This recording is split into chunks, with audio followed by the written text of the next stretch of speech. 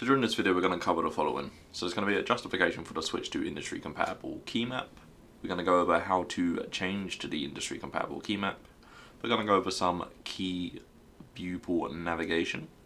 And we're going to look into saving our startup scene. Hello and welcome to this video. Just a disclaimer, if you use the Blender default controls, this is probably not the video for you, as we're going to be using industry compatible keymap.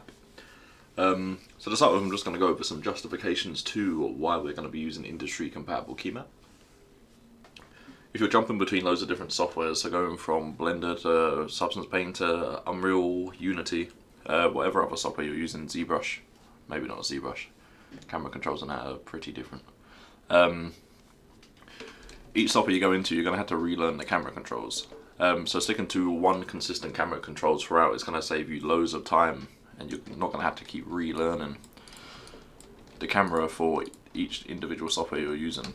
So by default, Blender's hotkeys are challenging for people that have come from different softwares.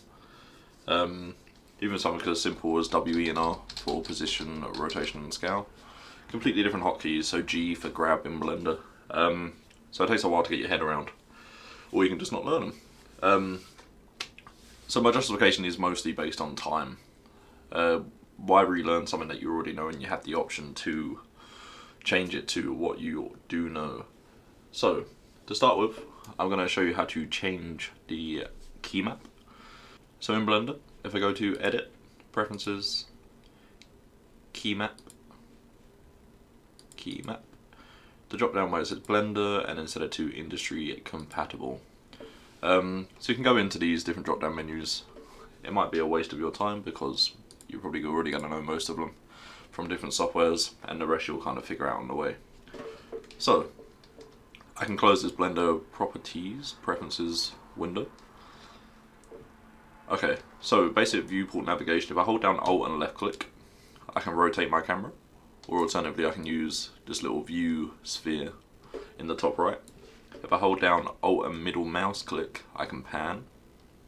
And if I hold down Alt and right click, I can zoom in and out. I don't tend to use this because it feels pretty awkward. I just scroll in. Another couple of handy features. On the right hand side, underneath this view sphere, we got this little magnifying glass. If I click on it, click, hold, and pull away or towards the cube, it's going to zoom in and out. If I grab the hand, that's going to allow me to pan,